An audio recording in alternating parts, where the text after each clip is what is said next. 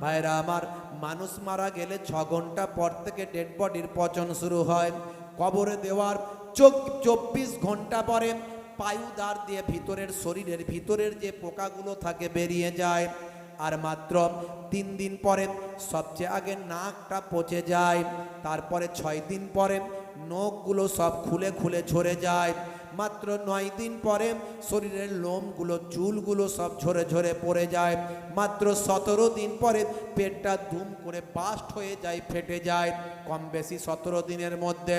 তারপরে 60 ডেজ, মাত্র 2 মাসের মধ্যে শরীরের যত গোস্তগুলো আছে সব পোকা খেয়ে পড়ে সব শেষ করে দেয়, খেয়ে মেখে সব শেষ করে দেয় শরীরের গোস্ত, কেবল কঙ্কালটা বাকি থাকে। হে তরুণ যুবকেরা, এই হলো মানুষের অবস্থা। কিন্তু আবার আপনি দেখবেন, এই মাত্র আমি কয়েকদিন আগে দেখেছি, হে জওয়ান যুবকেরা, বাংলাদেশের জমিনে 28 বছর পর কবরটা থেকে তোলা হয়েছে বাবা ডেড বডি কবর থেকে তোলা হয়েছে বাবা। কবর থেকে তুলে অন্য জায়গায় শিফট করা হবে। অনেকগুলো কবর তোলা হয়েছে, তার মধ্যে একটা কবর দেখতে পাওয়া যায়, তার জেসেমের ভাই আমার শরীরে যে কাফনের কাপড়টা ছিল, সেই কাফনের কাপড়টাও পর্যন্ত ময়লা হয়নি। জিসেম শরীর পোকা খেয়ে পচে নষ্ট হওয়া তো দূরের কথা, কাফনের কাপড়টা ও টাটকা আছে।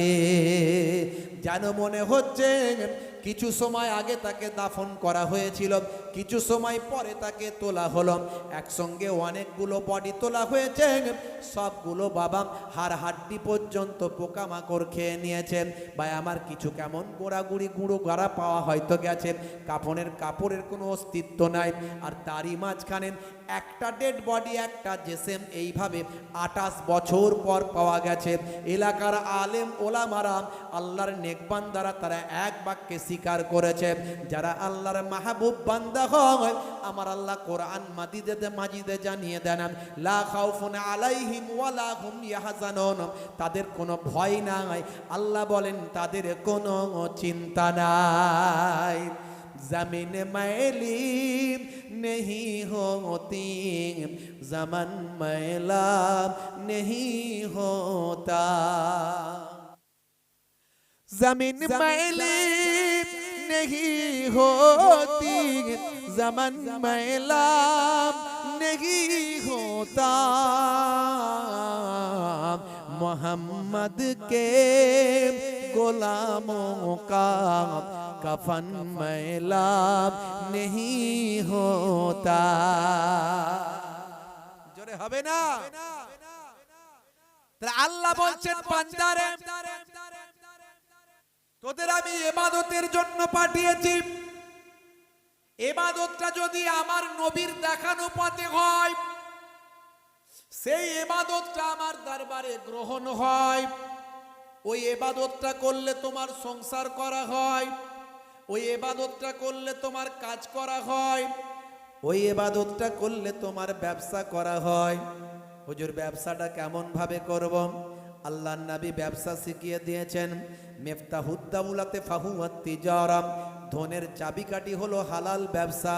যখন তুমি ব্যবসাটা করবে মানুষকে ঠকাবে না, যখন তুমি ব্যবসাটা করবে মিথ্যার আশ্রয় নেবে না, যখন তুমি ব্যবসাটা করবে ভেজাল মাল মিশাবে না। আল্লাহর নবী নিজে সাহাবাদের পরীক্ষা পর্যন্ত করেছে। কি হলো বাবু? সর্বনাশ করছে। কি হলো? কোথায় কি চলছে? আল্লাহ দরুদ শরীফ, আল্লাহুম্মা সাল্লি আলা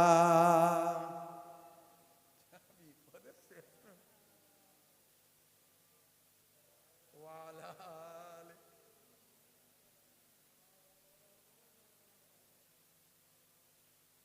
ভাইরা আমার, তরুণ যুবকেরা আমার, তাহলে ইবাদতটা হবে নবী আনা তরিকায়। যেমন আমার নবী ইবাদত করা দেখিয়েছেন, তেমন হে তরুণ যুবকেরা, হে আমার বন্ধুরা, শুনে রেখে দিন বাবা, জেনে রেখে দেন, আমার আপনার নবী যেমন এবাদত করা দেখিয়েছেন তেমন এবাদত করুন, তেমন নামাজটা আপনাকে আমাকে পড়তে হবে, তেমন রাসূলের দেখানো সুন্নতগুলো মানতে হবে। আপনার আমার কাজকর্ম, চলাফেরা, হাঁটা, শোয়া সবের মধ্যে নবিয়ানা তারিকায় যদি হয়, সবটা ইবাদত বলে গণ্য হবে। মূল কথাটা বলছি, বাস্তব জীবনে অনেক শুনছেন, যদি আমরা ভালো করে মেনে চলতাম সব এক একজন আল্লাহর ওলি হয়ে যেতাম। কথা ঠিক না? মেনে চললে সব ওলি হয়ে যেতাম। হুজুরও আল্লাহর ওলি, মুরিদও আল্লাহর ওলি, বক্তাও আল্লাহর ওলি, শ্রোতাও আল্লাহর ওলি। এখন কে কতটা মানছে সে জানে আর আল্লাহ জানে। কথা ঠিক না ভুল? কথা ঠিক না ভুল? ভাইরা আমার, আল্লাহর নবী কারোর সঙ্গে কথা বললে তার ইতমিনানে কলব হতো, তার ইতমিনানে কলব হতো, মানে অন্তর পরিতৃপ্তি হতো। আপনার কথায় কি মানুষের অন্তর পরিতৃপ্তি হয়? একটা মানুষ দুঃখের কথা বলছে, অনেকে দেখবেন দুঃখ বেশি লোকের শোনে না, কিন্তু তারটা অন্যকে বেশি শোনায়। এমন লোক আছে না নাই? সে অন্যেরটা বলবেন শুনবে না, আমারটা আপনাকে বলবো আপনি শুনবেন না, কিন্তু আপনারটা সবাইকে আপনি শোনাচ্ছেন। এইরকম লোক আছে না নাই? হ্যাঁ, আমার নবী নিজের দুঃখের কথা আমার নবীর কাছে যখন কেউ বলতো, আমার নবী যতক্ষণ না তার মনের তৃপ্তি হতো ততক্ষণ পর্যন্ত শুনতেন। এই জন্যেই যে আমি যদি তার কথাটা না শুনি, বেচারা দুঃখ পাবে, মনটা তার খারাপ হয়ে যাবে। আমার প্রয়োজন হোক বা নাই হোক, সে যখন শোনাচ্ছে আমি একটু শুনি, এই মনে করে নবী আমার কথাটা শুনতেন। এই যে কারো মনের দুঃখ আপনি শুনছেন, নবী শুনতেন বলে, এইটা যদি আপনি নিয়ত করে শোনেন, এটাও আপনার সুন্নতের সওয়াব। রাসূল শুনেছেন বলে শুনছেন, আপনার সওয়াবের, আপনার নামাজ আমলে আল্লাহ লিখে দেবেন। নবী আমার মিষ্টি কথা বলতেন, যখন কারোর সঙ্গে কথা বলতেন সবসময় নবীর মুখটা থাকতো হাসি হাসি, তাবাসসুম হাসি, দাঁত বেরোতো না আর হাহা করেও হাসতেন না। নবী আমার হাসি হাসি মুখটা থাকতো, এটা হলো তাবাসসুম হাসি। বুঝতে পারছেন? মুচকে হাসা যাকে বলে, মুচকে হাসা অ্যাকচুয়ালি। তো নবী আমার এই হাসি হাসি মুখ নিয়ে মানুষের সঙ্গে কথা বলতেন। আর আমি আপনি কি করছি? এমন মুখ ফুক আকার ধারণ করছি, হ্যাঁ, শরীরের ভাগ ভঙ্গিমা এমন করছি, লোক এসে কথা বলার হিম্মত নাই। একটা কথা কেউ বলতে এলো, বলবে কি করে? একদিন একজন ধনী সাহাবী, আমার নবীর ধনী সাহাবী, নবীর কাছে এসেছে একদম গরিবী হালতে। বুঝতে পারছি, মনে হয় আমার নবী গরিব, তো তা আমিও গরিব সেজে ঘুরে বেড়াই। আল্লাহর নবী বললেন, হ্যাঁ সাহাবী, তুমি কি গরিব মানুষ নাকি? বলে, হুজুর না না হুজুর, তোমাকে আল্লাহ ধন দাওলাত দিয়েছে, তুমি সেরকম পোশাক আশাক পরে বেড়াবে। তুমি যদি গরিবই সেজে ঘুরে বেড়াও, তাহলে তোমার কাছে কেউ হাত কি পাতবে? কোনো মানুষ কি তোমার কাছে যাবে? যাবে না, কারণ তুমি তো নিজেই গরিবই সেজে ঘুরে বেড়াচ্ছ। এরকম লোক আছে না নাই? কোটি কোটি টাকার মালিক, জামা দেখলে মনে হবে ও এক নাম্বার ভিখারি। আছে না নাই? আছে, এরকম আমার দেখা আছে। বুঝতে পারছেন? কোটি কোটি টাকার মালিক, ভিখারি তার কাছ থেকে ভিক্ষা চাইতে লজ্জা করে, বলি মুঝসে বড়া ভিখারি হ্যাঁ, मैं इससे कैसे मांगूंगा। বুঝতে পারছেন? তাহলে যে যেমন তাকে তেমন ভাবে চলতে হবে। নবী আনা তরিকাটা আমাদের বুঝতে হবে। এটাই হলো ইবাদত। জোরে বলুন সুবহানাল্লাহ। আপনি হেসে হেসে কথা বলবেন, মিষ্টি কথা বলবেন, আস্তে আস্তে কথা বলবেন, কারো মনে দুঃখ দেবেন না, এটা আপনার জন্য ইবাদত। হে তরুণ যুবকেরা, হে আমার বন্ধুরা, হে আমার মুরব্বিয়ানিরা, শুনে রেখে দিন বাবা, ভাইরা আমার, তরুণ যুবকেরা, আমার মুসলমানের ছেলে, আপনার স্ত্রীর সঙ্গে একটু প্রেমালাপ করবেন।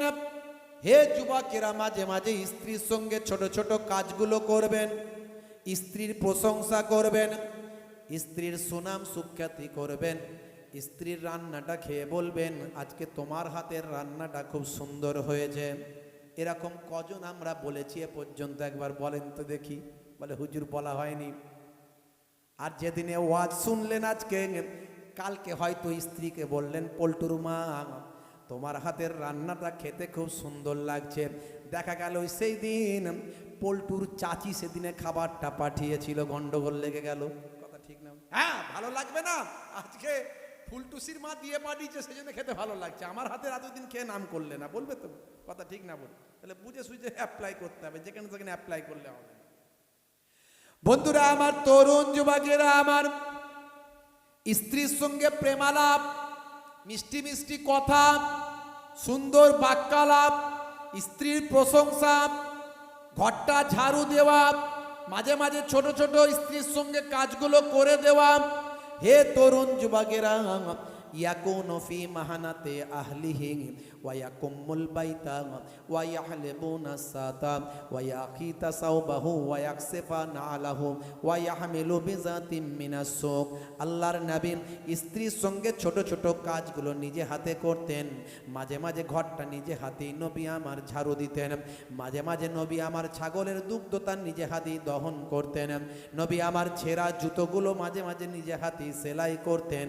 দয়ার নবী আমার বাজারে যেতেন, বাজারটা নিজে হাতেই করে নিয়ে বাড়ি ফিরে আসতেন। হে তরুণ যুবকেরা, এই কাজগুলো যদি আপনি করেন, ইবাদতের সওয়াব, সুন্নতের সওয়াবটা নামাজ আমলে লেখা হয়ে যাবে। যাদের ভিতরে সুন্নত পাওয়া যায় তারা কেউ পথহারা হয় না। রাসূলের পথে যারা চলে দুনিয়ায়, বাতিলের বাধা তারা মানে না। নিশীত রজনীতে সেজদাতে যায়, হুসাইনি তাদের নিয়ে ভাবনাতে রয়। বিপদের মাঝে তারা যতই পড়ুক, বিপদের মাঝে তারা যতই পড়ুক, রাসূলের তারিকা ছাড়ে না। যাদের ভিতরে সুন্নত পাওয়া যায় তারা কেউ পথহারা হয় না। রাসূলের পথে যারা চলে দুনিয়ায়, বাতিলের বাধা তারা মানে না। জোরে হবে না? আরে জোরে হবে না? ভাইরা আমার, তরুণ যুবকেরা আমার, মুসলমানের ছেলে এখন প্রেমটা শিখছে কার কাছ থেকে? নবীর কাছ থেকে নয়। যদি নবীর কাছ থেকে প্রেমটা শিখতো, জীবনটা ধন্য হতো। মুসলমানের ছেলে এখন প্রেম শিখছে নায়ক আর গায়কের কাছ থেকে, শাহরুখ খানের কাছ থেকে, সলমান খানের কাছ থেকে। প্রেমটা কখন শিখেছে?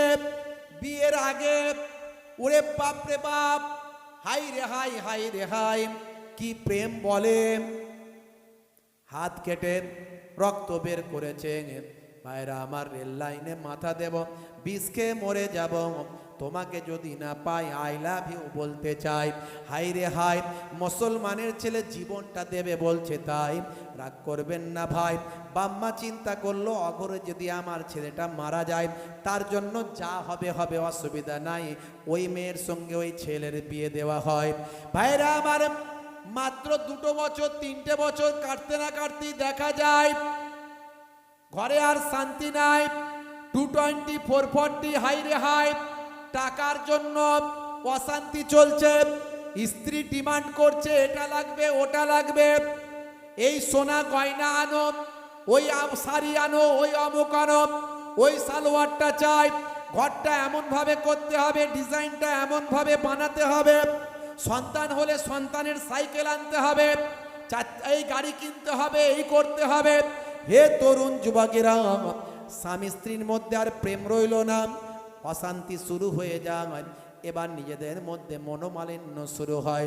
বন্ধুরা আমার, টাকার জন্য অশান্তি চালু হয়। প্রেম ভালোবাসা বলে কোনো দাম তখন আর নাই। অথচ যদি নবিয়ানা তারিকা তাদের মধ্যে থাকতো, অল্পতেই তারা সন্তুষ্ট হয়ে যেত। টাকা পয়সা যদি বেশি করতে পারো কামাই, শ্বশুর শাশুড়ির কাছে ভালো হবে জামাই। কথা ঠিক না ভুল? টাকা পয়সা বেশি যদি করতে পারো কামাই, শ্বশুর শাশুড়ির কাছে তুমি ভালো জামাই। টাকা পয়সা কামাই করে শুধু দিয়ে যায় সালা সালির কাছে তুমি ভালো দুলা ভাই। টাকা পয়সা কামাই করে সামনে দেবে ঢেলে পিতা মাতার কাছে তুমি খুবই ভালো ছেলে। টাকা পয়সা করে দেবে গয়নাটা দামি নিজের বউয়ের কাছে তুমি খুবই ভালো স্বামী। কথা ঠিক না ভুল বলেন? টাকা পয়সা দেবে তুমি হিসাব নিকাশ নাই ভাই বোনের কাছে তুমি খুবই ভালো ভাই। আরে টাকা পয়সা তুমি করে দেবে সংসারেতে সব কিছু তোমার কাছে পাবে সহজে। আরে টাকা তুমি জ্বালাইয়া গেলে সংসারে আগুন নিভাইয়া গেলে না। টাকা পয়সা দেবে তুমি নাই কোনো চাপ ছেলে মেয়ের কাছে তুমি খুবই ভালো বাপ। টাকা পয়সা কামাই করে দেবে নতুন জামা ভাগনা ভাগ্নির কাছে তুমি খুবই ভালো মামা। টাকা পয়সা কামাই করে দেবে ডজন ডজন আত্মীয় ভাইদের কাছে তুমি ভালো স্বজন। টাকা ধরো টাকা কামাই করো টাকার মূল্য বুঝেছি ভাই হয়েছি যখন বড়। কথা ঠিক না ভুল? বন্ধুরা আমার, তরুণ যুবকেরা আমার, টাকার অভাব যখন হয় স্বামী স্ত্রীর প্রেম ভালোবাসা গায়েব হয়ে যায়। কথা ঠিক না ভুল? ঘরে শুধু সংসারে শুধু ঢিসুম ঢাসাম 224 আছে না নাই? রাত্রে 9টা বাজলে দেখবেন গুপ গাপ লেগে গেছে। আসল উদ্দেশ্য টাকা, আনন্দ, খুশি, গাড়ি বাড়ি, জায়গা জমি সম্পত্তি। হে তরুণ যুবকেরা, কিন্তু নবিয়ানা তরিকায় যদি প্রেমটা হতো, রাসূলের তরিকায় যদি প্রেমটা হতো, নবী যে প্রেমটা শিখিয়েছেন সেই প্রেমটা টাকা পয়সার কোনো বাধা হতো না।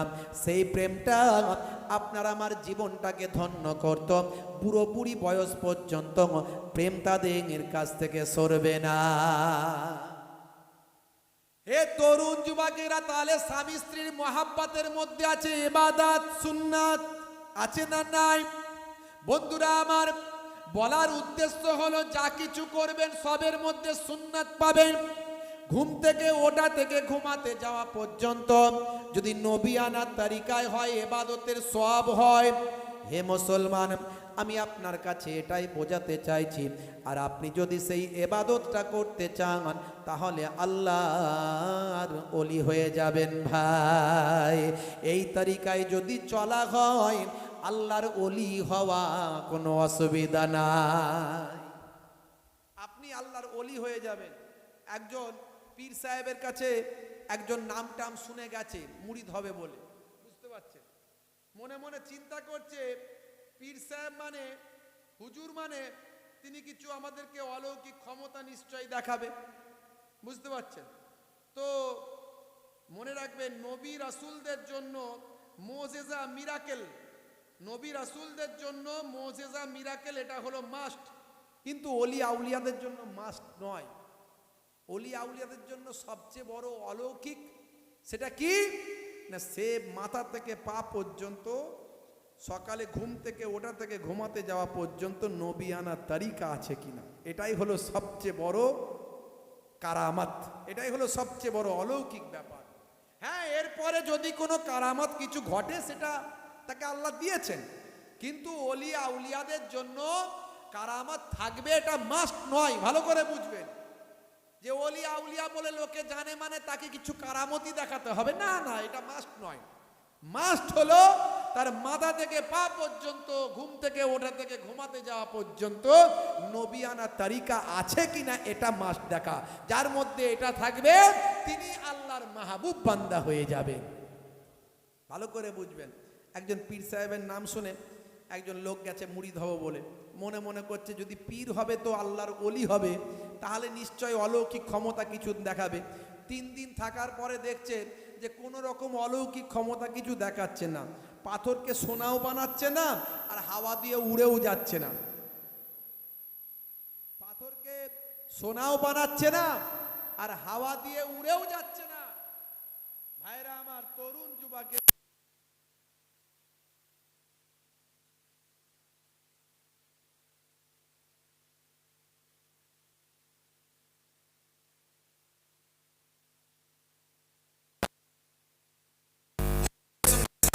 বাড়ি চলে যাচ্ছে, হুজুর আমি বাড়ি যাচ্ছি, দোয়া করবেন।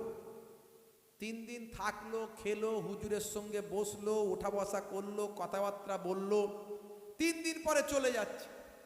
হুজুর যাওয়ার সময় বলছে, বাবা যাচ্ছ ভালো কথা, কোনো অসুবিধা নাই, কিন্তু কেন এসেছিলে সেটা তো বললে না, তুমি কেন এসেছিলে সেটা তো বললে না। বলে হুজুর বলবো। বলে বলো। বলে হুজুর আপনার খুব নাম টাম শুনেছি, বড় আল্লাহওয়ালা মানুষ, আল্লাহর ওলি পীর মানুষ, তা আমি ভেবেছিলাম যে আল্লাহওয়ালা মানুষ, আল্লাহর ওলি পীর হলে তার তো কিছু অলৌকিক শক্তি টক্তি থাকবে, কিছু কারামতি দেখাবে, কিন্তু আমি 3 দিন থাকলাম, কোনো কারামত কিছু দেখতে পেলাম না, তাই আমি চলে যাচ্ছি। হুজুর বললেন, বাবা চলে যাও, অসুবিধা নাই, তবে ওলি হতে গেলে, পীর হতে গেলে কারামত থাকবে, এটা কোথাও লেখা নাই পৃথিবীর কোনো কোরআন হাদিসে। তবে এটুকু আল্লাহওয়ালা মানুষদের পরিচয় হলো, আল্লাহর ওলিদের পরিচয় এটুকু হলো, যার মাথা থেকে পা পর্যন্ত, সকালে ঘুম থেকে ওঠা থেকে, ফজর থেকে রাত্রি এসা ঘুমানো পর্যন্ত, তার সবটাই হবে সুন্নতের তরিকা, নবী আনা আখলাক। বাবা 3 দিন তো থাকলে কোরআন হাদিসের বাইরে কিছু কাজ আমার দেখেছো? 3 দিন তো থাকলে রাসূলের সুন্নতের তরিকার বাইরে কিছু দেখেছো? না হুজুর, এটা দেখিনি। বাবা আলহামদুলিল্লাহ, ঠিক আছে যাও, হুজুর বুঝে গেছি, আপনার কাছেই আমি মুরিদ হয়ে আপনার শিষ্যত্ব গ্রহণ করতে চাই। বুঝতে পারছেন? আপনি আল্লাহর ওলি হতে পারেন বাপ। হে তরুণ যুবকেরা, হে আমার বন্ধুরা, তবে আল্লাহর ওলিদের আল্লাহ ক্ষমতা দেন, যারা আল্লাহর ওলি বান্দা হয়, যে দোয়াটা চায় আল্লাহ সে দোয়াটা কবুল করেন, ফেরান না। আল্লাহর ওলিদেরকে আল্লাহ নিরাশ করেন না। হে জওয়ান যুবকেরা, হে আমার মুরব্বিয়ানেরা, শুনে রেখে দিন বাবা, জেনে রেখে দিন, এই বাংলাদেশের জমিনের কথা আপনাদের বলি। বাংলাদেশে একটা জায়গা আছে, জায়গাটার নাম হলো সিলেট। এই সিলেটের বুকে একজন আল্লাহর ওলি বান্দা আরাম ফরমাচ্ছেন। হে তরুণ যুবকেরা, তার নাম হলো হযরতে শাহজালাল ইয়ামানি। নাম শুনেছেন বাবাজি আমার, শাহজালাল ইয়ামানি রাহমাতুল্লাহ আলাইহি। বন্ধুরা আমার, তরুণ যুবকেরা আমার, তার বাড়ি হলো ইয়ামান। ইয়ামানের মানুষ বাবাজি, যে ইয়ামান আজকে আপনারা শুনছেন, ইয়ামানের হুতি নাম শুনেছেন। আজকে মধ্যপ্রাচ্যে কি চলছে? ঠুসঠাস পটাকা, এখানকার পটাকা ওখানে পড়ছে, ওখানকার পটাকা সেখানে পড়ছে। প্রায় 50,000 জীবন পৃথিবী থেকে হারিয়ে গেছে। কথাগুলো একটু ঘুরিয়ে বলছি, না হলে এদের 12টা বেজে যাবে, এই জন্য কথাগুলো ঘুরিয়ে বলছি, আপনারা সবাই অবগত আছেন মধ্যপ্রাচ্যে কাদের সঙ্গে কি হচ্ছে। শর্ট ফর্মে আমি বলছি, হে তরুণ যুবকেরা, ইজুদের সঙ্গে ফিলিদের চলছে, ইজুদের সঙ্গে ইয়ামানদের চলছে। আপনারা জানেন ভাই আমার, ইয়ামানের যারা কাজ করছে তারা হলো হিজু, তারা দেশকে রক্ষার জন্য হিজুরা আজকে পটাকা ফেলছে, আপনারা জানেন। হে তরুণ যুবকেরা, আজকে দেখা যাচ্ছে ভাই আমার, ইসি যারা ইয়াহুদ, এই ইসিরা হলো অবৈধ। 1948 সালের আগে এদের কোনো অস্তিত্ব ছিল না। এই ইতিহাস আমি আগে বলেছি, 1000 বছরের ইতিহাস বলেছি। বেশি ডিটেলস বলতে গেলে এদের সবকটাকে নষ্ট করে দেবে। ইন্টারনেটে এমন ক্ষমতা ওদের, প্রযুক্তিতে এমন ক্ষমতা। ভাইরা আমার, তরুণ যুবকেরা, আমি সহজভাবে একটুখানি শর্ট ফর্মে বলবো, আপনারা বুঝে নেবেন। ভাইরা আমার, তরুণ যুবকেরা আমার, এখন এই ইসিদের মাথার চুল উঠে যাচ্ছে। তার কারণ হলো পৃথিবী বিখ্যাত এক ভাই আমার 2 জন গণককার আছে এখন বর্তমানে। যদিও ইসলামে গণককারকে আমরা বিশ্বাস করি না, আমরা কোনো রকম গণনাতে বিশ্বাস করি না, আমরা কোনো রকম ভবিষ্যৎবাণীতে বিশ্বাস করি না, কারণ ভবিষ্যতের মালিক হলেন একমাত্র আল্লাহ। ওয়াল কদরে খাইরিহি ওয়া শাররিহি মিনাল্লাহি তাআলা, ভাগ্যে ভালো মন্দ যা কিছু হয় সবই আল্লাহর পক্ষ থেকে হয়। হে তরুণ যুবকেরা, বন্ধুরা আমার, শুনে রেখে দিন, প্রতিনিয়ত সেখানে মানুষের জীবনটা হয়েছে পিঁপড়ের থেকেও আরো অধম। পিঁপড়ে একটা মারা গেলে আমরা কষ্ট পাই, কিন্তু সেখানে মানুষের জীবন ফুলের মতো বাচ্চা, ফুলের মতো নারী, শিশু। হে তরুণ যুবকেরা, প্রতিনিয়ত হাজার হাজার মানুষ, তারা জীবনটা তাদের শেষ হয়ে যাচ্ছে। ভাইরা আমার, ওদিক থেকে দেখা যাচ্ছে এই ইসিরাও মারা যাচ্ছে। ইসিদের যারা ভাই আমার, যারা সামনাসামনি যাচ্ছে, মানে যারা দায়িত্বে আছে, তারাও কিন্তু চলে যাচ্ছে, এরকম ঘটনা ঘটছে। বন্ধুরা আমার, তরুণ যুবকেরা, কিন্তু ইসিদের মাথার চুল উঠে যাচ্ছে। তার কারণ হলো ইসিদের যে হেড, যে পিএম, সে পিএমের ঘরেতে পর্যন্ত হিজুরা অ্যাটাক করে দিয়েছে। এই হিজুরা একটা সামান্য ছোট দল, সেই হিজুদেরকে নিয়ে ইসিদের মাথার চুল উঠে যাচ্ছে। সর্বোপরি আপনারা জানেন, ভবিষ্যৎবাণী আমরা বিশ্বাস করি না, কারণ আল্লাহ জানেন ভবিষ্যতের খবর। তবে ইসিরা তো ভবিষ্যৎবাণী বিশ্বাস করেন। পৃথিবীর বুকে দুইজন বিশ্ববিখ্যাত ভাই আমার ভবিষ্যৎ যারা বাণী করেন, এরকম দুজন ব্যক্তি যাদের কিছু কথা হয়তো মিলে যায়। একজন মহিলা আছে, অন্ধ মহিলা। এই অন্ধ মহিলা এক সময় ভাই আমার একটা অ্যাক্সিডেন্টে অন্ধ হয়ে গিয়েছিল। তারপর থেকে সে কিছু গায়েবী কথাবার্তা বলেন, সবই আল্লাহর ইচ্ছা, আল্লাহ যেটা ভালো চান সেটা হবে। তবে তার কিছু কথা কোনো ক্ষেত্রে মিলে যায়। সে বলে দিয়েছে আগামী কিছু বছরের মধ্যে ভাই আমার মধ্যপ্রাচ্য ইমানদারদের হাতে চলে যাবে। এই কথা শুনে ইসিদের মাথার চুল উঠে যাচ্ছে। বন্ধুরা আমার, তরুণ যুবকেরা আমার, এই ইসিরা হলো অবৈধ। 1948 সালের আগে এদের কোনো অস্তিত্ব ছিল না, পৃথিবীর মানচিত্রে এদের কোনো নাম নাই, এরা অবৈধ। আমি ডিটেলস বলেছি, আজ আর বলছি না। হে তরুণ যুবকেরা, হে আমার মুরব্বিয়ানেরা, শুনে রেখে দিন বাবা, জেনে রেখে দেন, আমার আল্লাহ যখন চাইবেন, আমার আল্লাহ যাকে চাইবেন, আল্লাহ যার মাধ্যমে চাইবেন তার মাধ্যমে খেলাটা ঘুরিয়ে দেবেন। একজন জালেম ছিল, এই রকম বড় জালেম, জায়গাটার নাম হলো সিলেট। এই সিলেটের জমিনে একজন জালেম ছিল, যে ইমানদারদের উপর জুলুম করত, যেমন ইসিরা জুলুম করছে।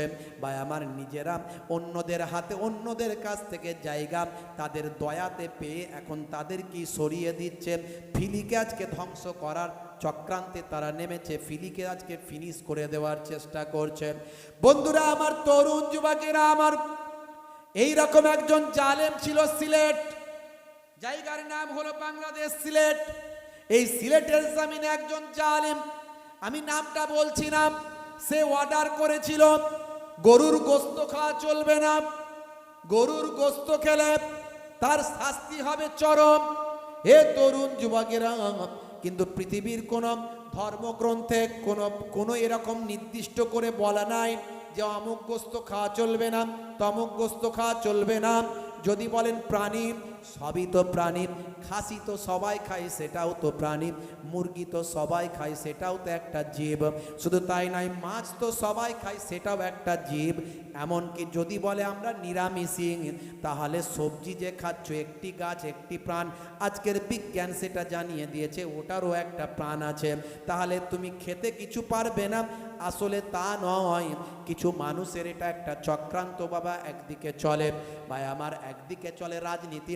রাজনীতির স্বার্থে সমস্ত ধর্মীয় জিনিসকে মানুষের কাছে পৌঁছে দিয়ে নিজেদের চেয়ারের জন্য তারা লড়াই করে।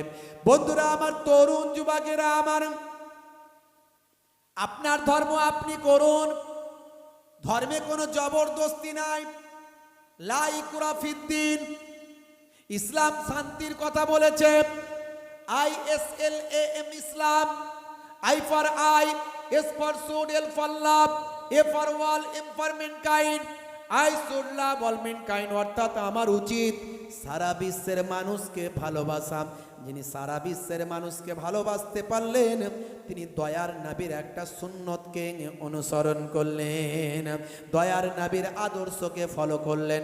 হে তরুণ যুবকেরা, হে আমার মুরব্বিয়ানেরা, খুবই সংক্ষেপ করে বলবো, শুনে রেখে দেন, জেনে রেখে দেন। ইসলাম শান্তির কথা বলেছে, অথচ কিছু মানুষ তারা ভাই আমার বিভাজন করার জন্য, ক্ষমতার জন্য, বিদ্বেষ তৈরি করার জন্য বিভিন্ন বিরূপ মত প্রতিক্রিয়া তৈরি করে বাবা, বিরূপ মত প্রকাশ করে। এই রকম অর্ডার ছিল, গরুর গোস্ত খাওয়া চলবে না।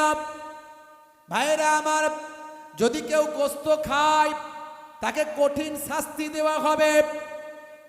হে তরুণ যুবকেরা আমার, তৎকালীন সিলেটের জমিনে মুসলমানের সংখ্যা ছিল খুবই কম, খুবই কম।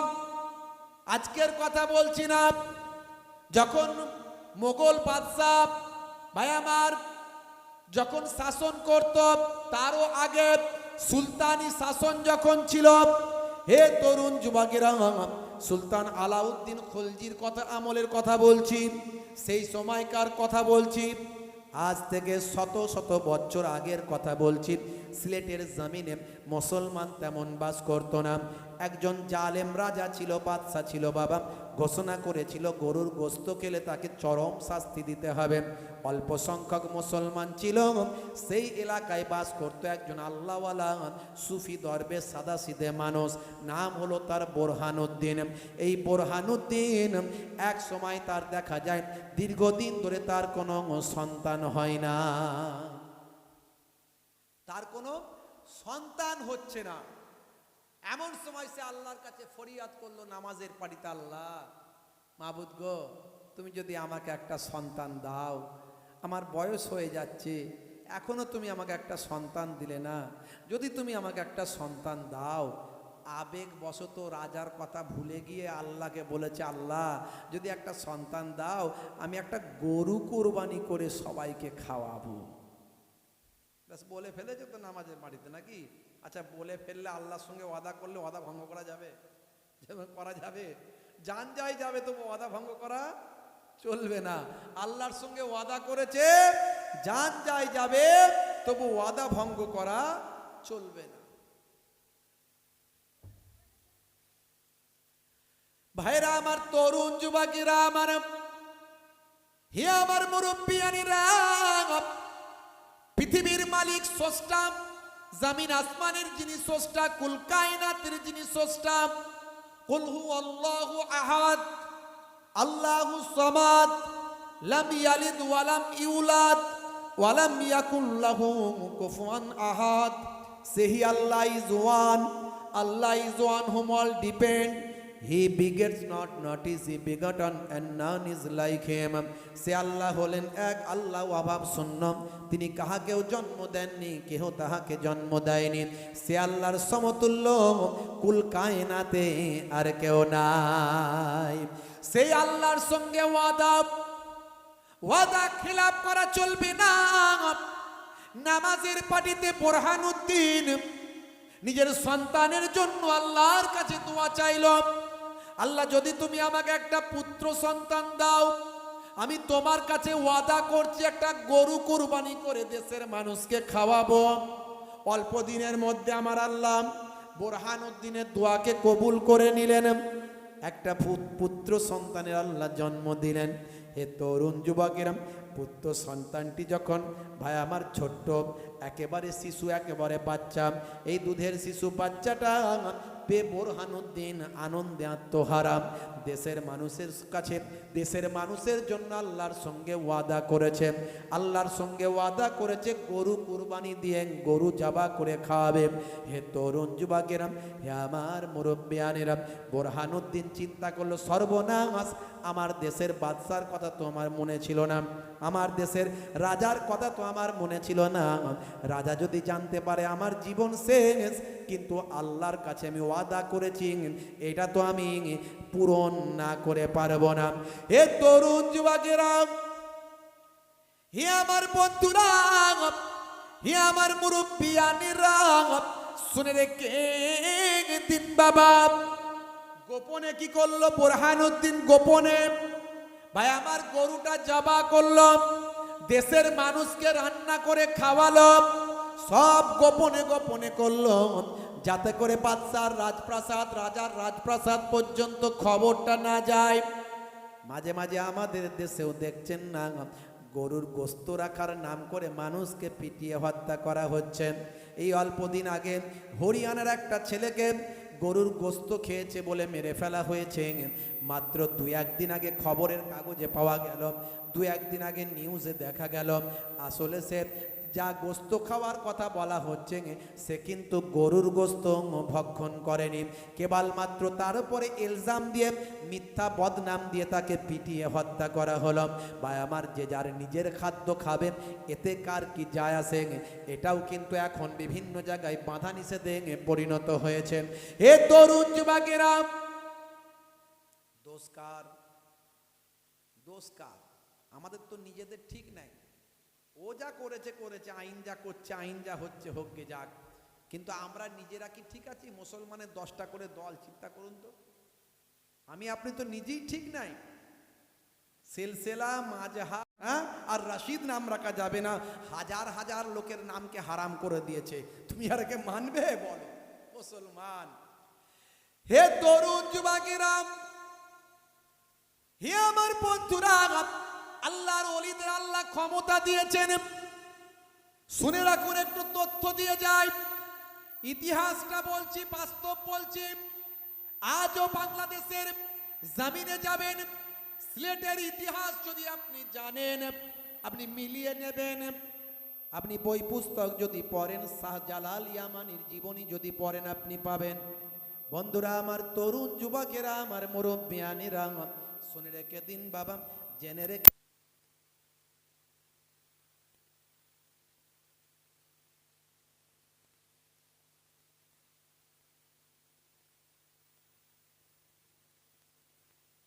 গন্ডগোল পাকানোর জন্য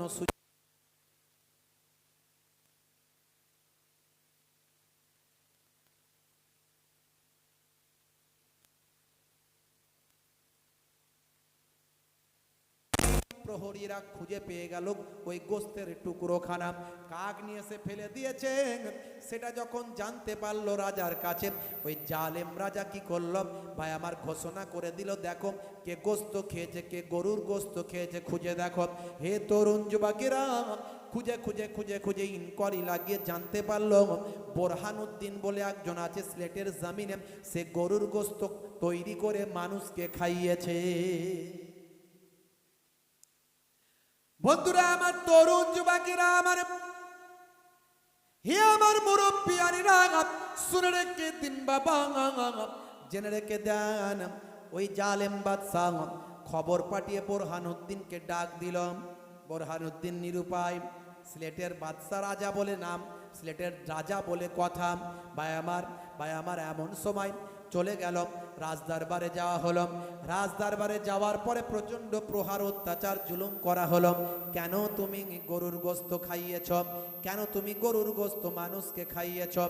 অনেক মারধর করার পরে বোরহানউদ্দিন আসল কথাটা বলল, বাদশা জাহাপনা ক্ষমা করবেন, আমি একটু আবেগপ্রবণ মানুষ, আমি অসহায়, দীর্ঘদিন না থাকার কারণে আমি আমার স্রষ্টার কাছে, আমি আমার প্রভুর কাছে নামাজে সিজদায় গিয়ে দোয়া চেয়েছিলাম, আমার মাবুদ যদি আমাকে একটা সন্তান দাও, তাহলে আমাকে একটা পুত্র সন্তান যদি দাও, আমি আমার এলাকাবাসী গ্রামবাসীকে গরুর গোস্ত একটু বড় ধরনের প্রসূত, ছোট হলে মানুষকে কম হবে, তাই একটা গরুর গোস্ত আমি তৈরি করে, গরুর গোস্ত তৈরি করে মানুষকে আমি আহার করাবো। হে তরুণ যুবকেরা, হে আমার বন্ধুরা, হে আমার মুরব্বিয়ানেরা, শুনে রেখে দিন বাবা, জেনে রেখে দিন বাবা, হে মুসলমান একটু লক্ষ্য করো না ভাইরা আমার, তরুণ যুবকেরা আমার, সেই সময় লক্ষ্য করা যায়, সেই সময় রাজা মশাই বলল, বেয়াদব তুমি কি জানো না আমার এই রাজ্যের মধ্যে গরুর গোশত খাওয়া নিষেধ, তুমি এত বড় পাপ করেছো, তোমাকে চরম শাস্তি দিতে হবে। হে তরুণ যুবকেরা, বন্ধুরা আমার, তরুণ যুবকেরা আমার বোরহানুদ্দিনকে বলল, ঠিক আছে তোমার সন্তানকে নিয়ে আসো। ভাইরা আমার, সন্তানকে দেখালে যদি ক্ষমা হয়ে যায়, সন্তানকে দেখালে যদি আমার গোনা মাফ হয়ে যায়, মহা অন্যায় করে ফেলেছি, গরুর গোশত তৈরি করে মানুষকে খাইয়েছি। আহারে, যে সন্তানের জন্য গরুর গোশত মানুষকে খাইয়েছি, সে সন্তানকে আনার কথা বলা হলো। সন্তানকে দেখালে, সন্তানকে দেখে যদি জালেম বাদশার হৃদয়টা বিগলিত হয়, এই চিন্তা করেন বোরহানুদ্দিন সন্তানকে নিয়ে রাজপ্রাসাদে গেল। হে তরুণ যুবকেরা, হে আমার মুরব্বিয়ানেরা, সন্তানকে দেখে রাজামশাইয়ের মাথাটা আরো গরম হলো, আরো কঠিন হয়ে গেল। বোরহানুদ্দিনের সামনে দুধের শিশু, তার কলিজার টুকরা নারী ছেঁড়া বাচ্চাকে জমিনে কাছাড় মেরে তাকে হত্যা করলো, তাকে মেরে ফেলল। শুধু তাই নয়, ওই বিগলিত হৃদয়ে বোরহানুদ্দিনের হাতটা কেটে নিল। এই হাত দিয়ে তুমি জবা করেছিলেন, এই হাত দিয়ে তুমি মানুষকে খাইয়েছিলেন। হে তরুণ যুবকেরা, হে আমার বন্ধুরা, বাংলাদেশ সিলেটের জমিনের ইতিহাস যদি আপনি পড়েন, আপনি জানতে পারবেন, ইন্টারনেটে সার্চ দিলেও আপনি কিতাবগুলো পাবেন, আপনি সেখানে আপনি ভিডিও ফুটেজ পাবেন, বক্তব্যগুলো পাবেন। হে তরুণ যুবকেরা, বোরহানুদ্দিন নিরুপায়, হাত তার কেটে নেওয়া হয়েছে, তাকে ছেড়ে দেওয়া হয়েছে, চোখ ভরা পানি, বুক ভরা বেদনা নিয়ে তিনি চলে এলেন। তৎকালীন বাংলার যিনি শাসক ছিলেন, নাম হলো সিরাজ শাহ, শামসুদ্দিন সিরাজ শাহ বলে নাম, শামসুদ্দিন সিরাজ শাহ। শামসুদ্দিন সিরাজ শাহর কাছে তার মনের দুঃখ কষ্টের কথা তিনি তখন খুলে বললেন।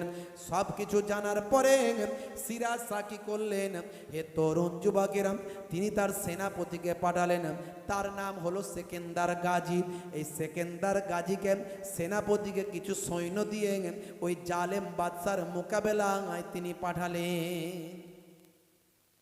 খুবই সংক্ষেপ করে বলি, খুবই ছোট্ট করে বলে দিই বাপ, মূল উদ্দেশ্য যেটা, সেটা হলো ইবাদত করতে হবে।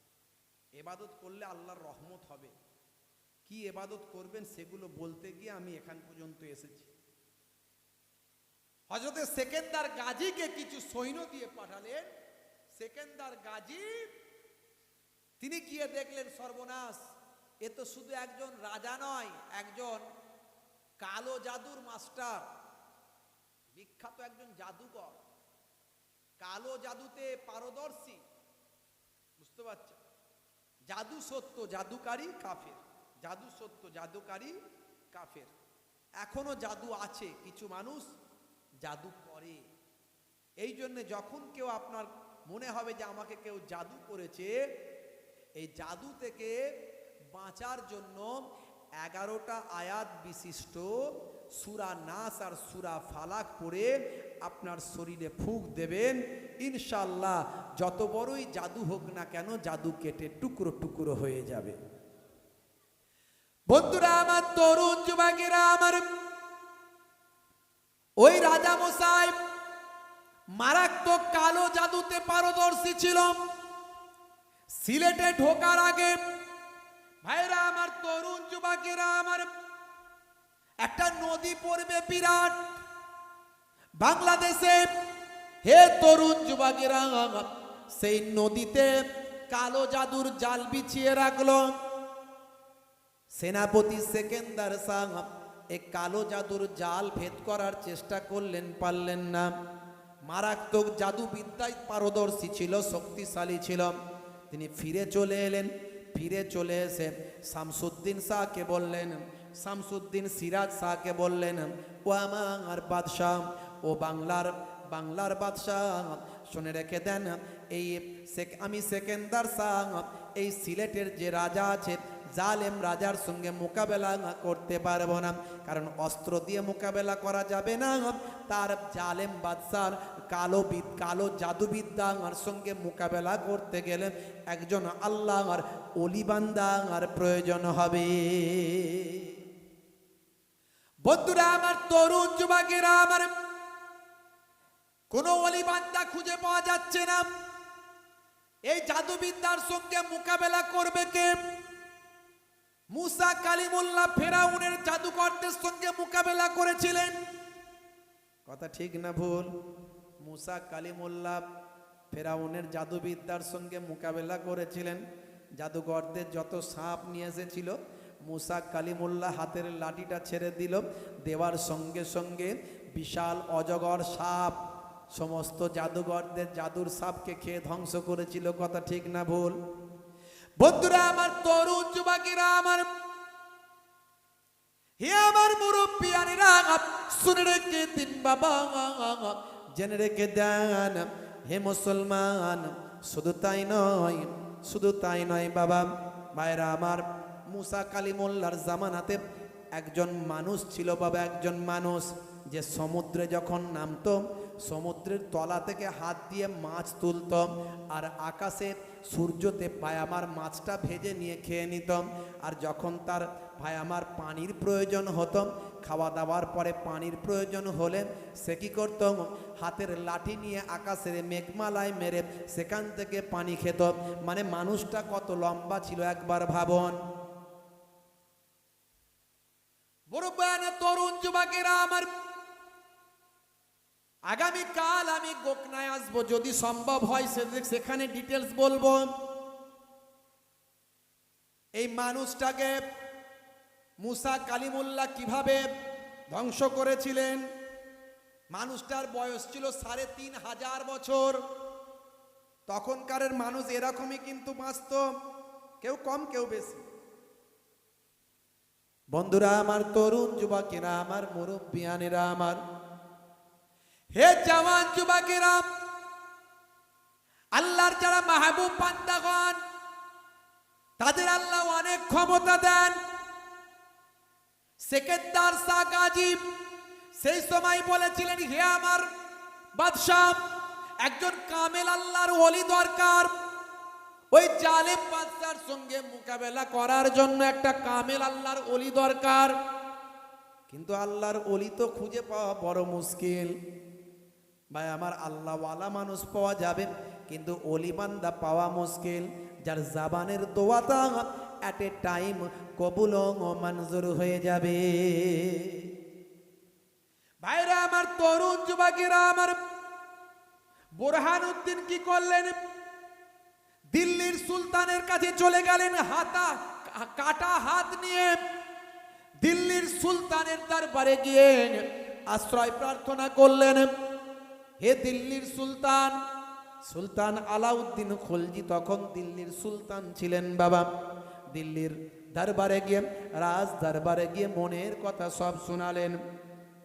আল্লাহ তোমার কাছে ডাকিবারে বার, করুণা আমার উপর করো একবার। তোমারই করুণা এলে এই জীবনে, সন্তান পেলে হৃদয় জুড়াবে। তোমারই করুণা এলে এই জীবনে, সন্তান পেলে হৃদয় জুড়াবে। দাও খোদা একটা সন্তান আমারে, গরু দিয়ে আকিকা করব তাহলে। আল্লাহ কবুল তার করলো দোয়া, আল্লাহ কবুল তার করলো দোয়া, ফুটফুটে সন্তান জন্ম দিয়া। জোরে হবে না? আরে জোরে হবে না? সুলতান আলাউদ্দিন খলজির কাছে যাওয়ার পরে তিনি যা বলেছেন আমি আমার একটু কলমে তুলে ধরার চেষ্টা করেছি। মনকে দে যায়, প্রাণকে দে যায়, হৃদয়কে দে যায়। ও গো সুলতান, আমি বোরহান, সিলেট বাড়ি আমার। মনকে দে যায়, প্রাণকে দে যায়, হৃদয়কে দে যায়। ছিল না সন্তান আমার, মান্যত করিয়া বারবার। লালমোর পেলাম তারপর, গাবি যাবে খাওয়ালাম সবার। একই অপরাধ করলাম আমি, রাজা জুলুম করে হাই। সন্তান আমার জবা করে হাতটা মোর কাটাই। মনকে দে যায় প্রাণকে দে যায়, হৃদয়কে দে যায়। মনকে দে যায় প্রাণকে দে যায়, হৃদয়কে দে যায়। হে তরুণ যুবকেরা, হে আমার বন্ধুরা, শুনে রেখে দিন বাবা, জেনে রেখে দেন। হে মুসলমান, একটু লক্ষ্য করুন, খুবই সংক্ষেপ করে বলি, ছোট্ট করে একটুখানি জানিয়ে দি বাবা। এমন সময় সুলতান আলাউদ্দিন খলজি সেই সময় বললেন, কে আছো বাবা, কে আছো বাবা? আমার দেশের মধ্যে কে একজন আল্লাহর ওলি কি নাই বাবা, যে আল্লাহর ওলি ওই জালেম বাদশার সঙ্গে মোকাবেলা করতে পারে? ওই আল্লাহর ওলি, যে আল্লাহর ওলি ওই জালেম বাদশার সঙ্গে মোকাবেলা করতে পারে। এমন সময় রাতের অন্ধকারে দিনের বেলা চারিদিকে খোঁজাখুঁজি শুরু হলো। ভাই আমার আল্লাহর ওলি কেউ আছেন, তাকে খোঁজার জন্য চারিদিকে সৈন্যরা ছড়িয়ে পড়ল। একদিনকার ঘটনা দেখতে পাওয়া যায়, পুরো দিল্লির জমিনে ঝড় চলছে, ঝড়, মারাত্মক তুফান, সমস্ত আলো নিভিয়ে গেছে। তখনকারের যুগে তো আর কারেন্ট ছিল না, তখনকারের যুগে ভাই আমার ওই আপনার আগুন ছিল, মানে যেগুলো লম্প বলতে পারেন বা কোনো বাতি বলতে পারেন, এই ধরনের আলোগুলো ছিল। প্রচণ্ড ঝড়ঝটিকায় পুরো দিল্লিটা অন্ধকার হয়ে গেছে। ভাই আমার, দোস্ত আমার, কিন্তু সৈন্যরা খুঁজে বেড়াচ্ছে, দেখা যাক এই রাতের অন্ধকারে, এই প্রচণ্ড ঝড়ঝটিকায়, প্রচণ্ড তুফানের মধ্যে কোনো আল্লাহর ওলি বান্দার সন্ধান পাই কিনা। দিল্লির সুলতান বলে কথা, সুলতান আলাউদ্দিন খলজি তিনি খবর পাঠিয়েছেন, তিনি চেষ্টা করছেন কোনো আল্লাহর ওলির সন্ধান পাওয়া যায় কিনা, যে সিলেটের জালেম বাদশার কালো জাদুর বিরুদ্ধে লড়াই করতে পারবে। হে তরুণ যুবকেরা, এমন সময় খুঁজতে খুঁজতে দেখা যায় একটা তাঁবুর ভিতর এই প্রচন্ড ঝড়েতে আলো জ্বলছে, আলো। সেই তাঁবুর ভিতর আলোটা নিভিয়ে যায়নি, শুধু তাই নয়, সমস্ত জায়গায় পানি হচ্ছে। ওই তাঁবুর ওপরে একটু পানিটা পড়ছে না। কোনো ঝড় ঝটিকা তুফান ওই তাঁবুকে আঘাত করে না। বাইরা আমার তরুণ যুবকেরা, ওই তাঁবুর কাছাকাছি গিয়ে দেখেন আমাদেরই একজন সৈন্য, আমাদেরই একজন সৈন্য, আমাদের সেনা সৈন্যদের দলেতে তিনি চাকরি করেন, কিন্তু আল্লাহর মাহবুব বান্দা, তিনি হলেন আল্লাহর ওলি বান্দা, নাম হলো হজরতে সৈয়দ নাসির উদ্দিন। তিনি আল্লাহর ওই তাঁবুর ভিতরে প্রচণ্ড ঝড় ঝটিকায় ওই ভাই আমার ঝড় ঘরের ভিতরে সামান্য প্রদীপের আলোতে আল্লাহর কালামুল্লাহ পাক তেলাওয়াত করেছে। জোরে হবে না? আর জোরে হবে না?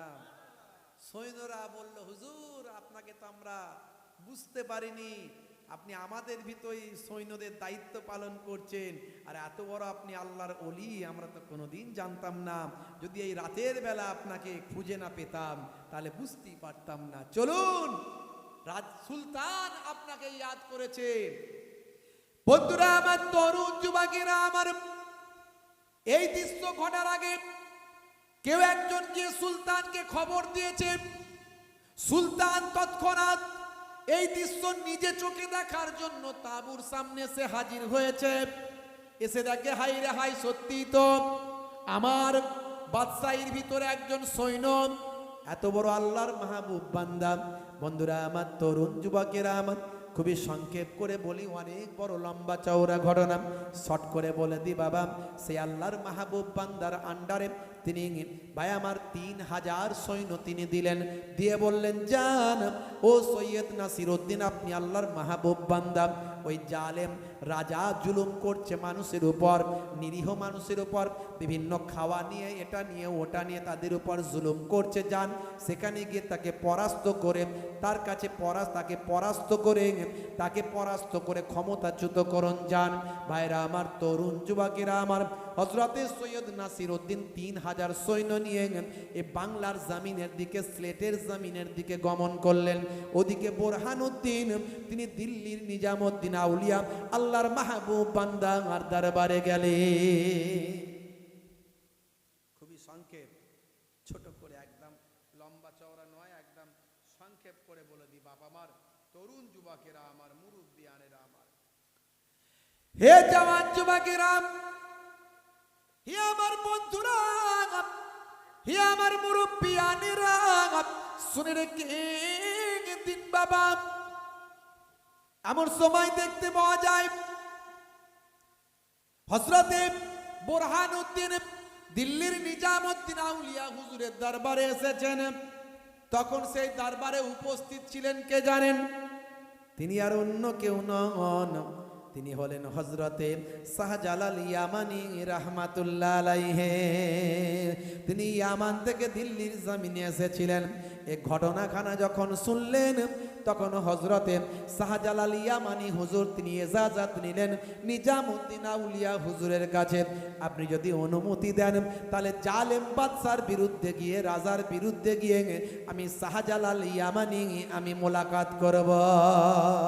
হে তরুণ যুবকেরা, হযরতে নিজামউদ্দিন আউলিয়া অনুমতি দিলেন এবং দুটো কবুতর দিলেন, পায়রা দিলেন।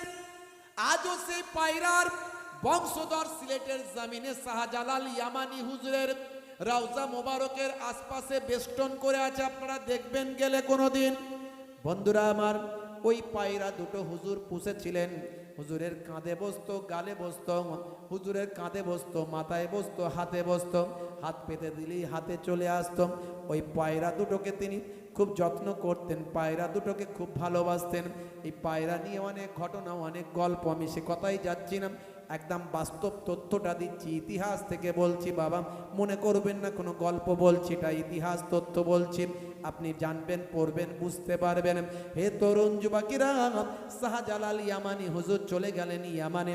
ইয়ামান থেকে প্রস্তুত হয়ে তিনি বাড়ি থেকে যখন বেরোলেন, পথে সিলেট পর্যন্ত আসার আগে 313 জন তার ভক্ত মুরিদ বীর যোদ্ধা আমার 313 আল্লাহর ওলি শাহজালাল ইয়ামানির কাছে এসে হাজির হয়।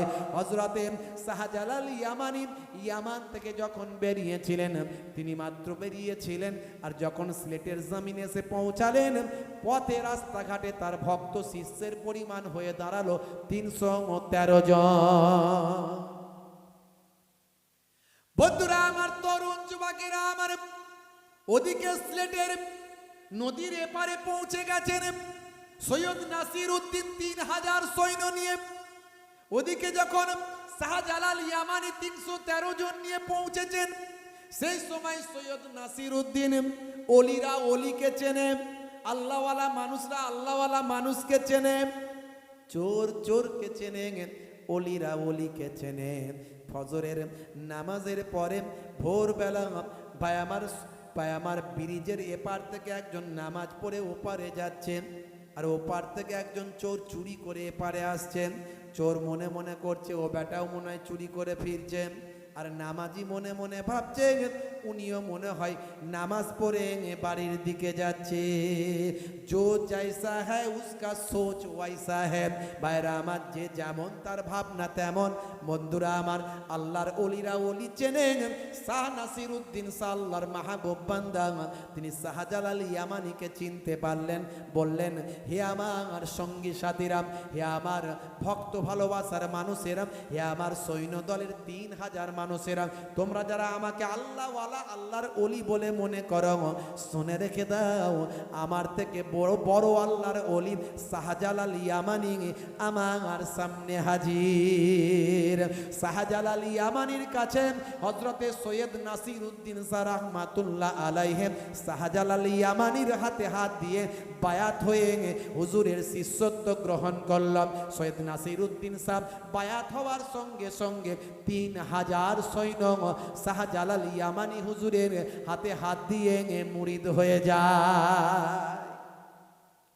পীর মুরিদি শুনলেই কিছু মানুষের চুলকায়, বলে পীর কথা কোরআনে আছে নাকি? হ্যাঁ, পীর কথা কোরআনে আছে নাকি? আরে মিয়া, নামাজ কথা কোথায় কোরআনে আছে? রোজা কথা কোরআনে আছে? আরে এগুলো তো ফার্সি শব্দ, তা আরবি তো, কোরআন মাজিদ তো লেখা আরবিতে, থাকবে কি করে? তো পীর কথাটা ফার্সি, তা আরবিতে পাবে কোথায়?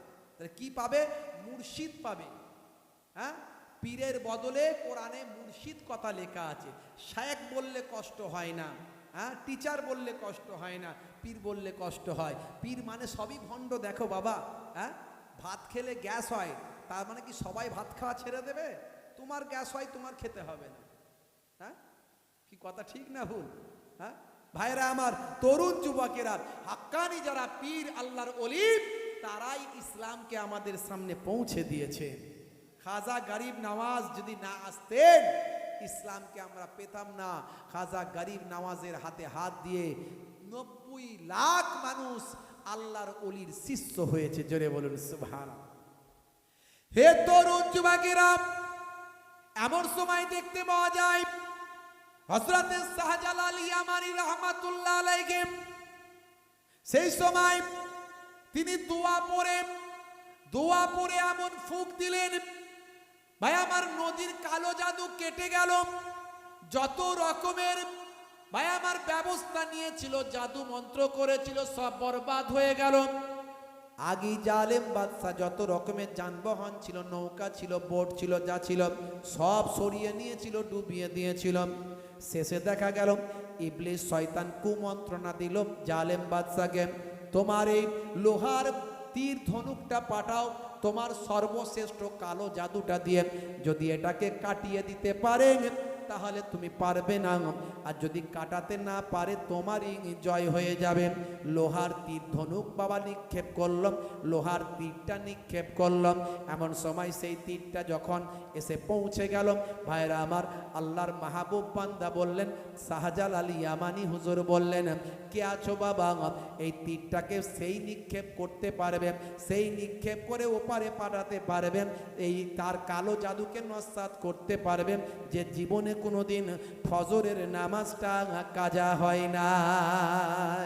হে তরুণ যুবকেরা, এমন সময় দেখতে পাওয়া যায় আল্লাহর মাহবুব বান্দা হযরতে সৈয়দ নাসির উদ্দিন শাহ রাহমাতুল্লাহ আলাইহি সেই সময় বলেছিলেন, ও আল্লাহর মাহবুব বান্দা শাহজালাল ইয়ামানী, আমি আমার জ্ঞান হওয়া থেকে আমার জীবনে কোনোদিন ফজরের নামাজটা কাজা হয় না। হযরতে সৈয়দ নাসির উদ্দিন শাহ রাহমাতুল্লাহ আলাইহি সেই লোহার তীরটাকে নিক্ষেপ করে কালো জাদু শেষ অস্ত্রটাও ধ্বংস করে দিয়েছিলেন। কিতাবের মধ্যে দেখতে পাওয়া যায় হযরতে শাহজালাল ইয়ামানী রাহমাতুল্লাহ আলাইহি নিজের আমার নামাজের মুসাল্লাটা পানির উপর বিছিয়ে দিয়েছিলেন। কোন রকম যানবাহন ছিল না, বোট ছিল না। আল্লাহর মাহবুব বান্দাদের আল্লাহ ক্ষমতা দিয়েছেন, আমি এর প্রমাণ অনেক দিয়েছি বাবা। পিসি সরকারের ম্যাজিক বিশ্বাস করতে তোমার কোনো অসুবিধা নাই। আল্লাহর ওলিদের কারামত যদি বলি তখনই নাক সিটকাও মুসলমানের ছেলে, তুমি লজ্জা করে না? নবীর মুজিজা ছিল না? আমার নবী আগুলের ইশারায় আকাশের চাঁদ দুখানা করেছেন, আর নবীর যারা প্রকৃত ওয়ারিস তারা পানির উপর দিয়ে ভেসে ভেসে যাবার ক্ষমতা আল্লাহ তাদের দিয়েছে। তুমি নবীরটা বিশ্বাস করলে আল্লাহর ওলি বান্দার কেন বিশ্বাস করলে না? পিসি সরকারেরটা বিশ্বাস করছো, পিসি সরকারের ম্যাজিক তোমার বিশ্বাস হয়, আল্লাহর ওলিদের বেলায় তুমি কেন মুখ সিটকাও? হে তরুণ যুবকেরা, তার মধ্যে তোমার ইমানের কমজোরি আছে, এটা বিশ্বাস করতে হবে। আল্লাহর ওলি বান্দাদের আল্লাহ অনেক ক্ষমতা দিয়েছে। ভাইরা আমার, তরুণ যুবকেরা আমার, বুখারী শরীফের হাদিসের মধ্যে এসেছে, অন্যান্য হাদিসের মধ্যে এসেছে, মান আদালি ওলিয়ান ফাকাদ আযানতুহু বিল হারাব। কে আছো বাবা? ওলি বান্দার সঙ্গে শত্রুতা করো, আমি আল্লাহর সঙ্গে কিয়ামতের দিনে যুদ্ধ করার জন্য তৈরি হয়ে যাও। ওলি বান্দার সঙ্গে শত্রুতা করলে আল্লাহর সঙ্গে যুদ্ধ করার জন্য প্রস্তুত থাকতে হবে। পৃথিবীর কোনো মানুষের আল্লাহর সঙ্গে যুদ্ধ করার ক্ষমতা কি আছে?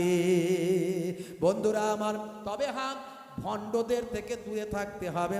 যারা মাজার পূজা করে, কবর পূজা করে, যারা বাবা নামাজ পড়ে না, রোজা রাখে না, পীর বলে দাবি করেন, যারা গেঁজার টান মারে, ভণ্ডামি করে, রাসূলের সুন্নতের বাইরে চলে, এই ভণ্ড পীরের কবল থেকে দূরে থাকতে হবে। হাক্কানি আল্লাহর ওলিদের আমাদের মানতে হবে। ভাইরা আমার, ভাই আমার শাহ নাসির উদ্দিন রাহমাতুল্লাহ আলাইহি, তার ওই লোহার তীরটা বাবা ফেকার সঙ্গে সঙ্গে আল্লাহর কুদরতি ক্ষমতা তার সমস্ত কালো জাদুর জাল ভেদ করে ওপারে পৌঁছে গেল। ভাই আমার, জালেম বাদশা বুঝতে পারলো আর হবে না, সে দেশ ছেড়ে বিনা যুদ্ধে পালিয়ে গেল। বিনা যুদ্ধে শাহজালাল ইয়ামানি হুজুরের হাতে সিলেটের জয় হলো। জোরে হবে না, জোরে হবে না। আল্লাহর ওলি ওপারে গিয়ে আজানের ধ্বনি দিয়েছিলেন। আজও সিলেটের জমিনে শাহজালাল ইয়ামানি হুজুরের রওজা মোবারক আছে, সেই পায়রাগুলো ওখানে তার বংশধররা এখনো উড়ে উড়ে বেড়ায়, আর মানুষের মুখে মুখে এই ঘটনা কিন্তু প্রচার হয়। আজও মানুষ এই ঘটনা জানে শাহজালাল ইয়ামানি কিভাবে সিলেট জয় করেছিলেন, বিনা যুদ্ধে, বিনা রক্তপাতে, কেবল ঈমানি শক্তিতে এবং ইসলামী ভাই আমার সত্যতাই আমার আল্লাহ দিনের বিজয় দান করেছিলেন। আল্লাহর মাহবুব বান্দা তারা হয়েছিলেন, তাদের জাবানের দোয়া কবুল হয়েছিল। যখন বান্দা আল্লাহর হয়ে যায়, আল্লাহ তার হয়ে যান। মাল্লাহুল মাওলা ফালাহুল কুল, বান্দা যখন আল্লাহর হয়ে যায়, কুল মাখলুকাত তার গোলাম হয়ে যায়। জোরে বলুন সুবহান। মান কানা লিল্লাহি কানা আল্লাহু লাহু, যে বান্দা আল্লাহর হয়ে যায়, স্বয়ং আল্লাহ তার হয়ে যান। তা আমাদেরকে ইবাদতটা করতে হবে, আমাদেরকে ঈমানকে মজবুত করে, আল্লাহর উপর তাওয়াক্কুল করে, নবী পাককে সমস্ত কিছুর থেকে বেশি ভালোবেসে আমলটা করতে হবে।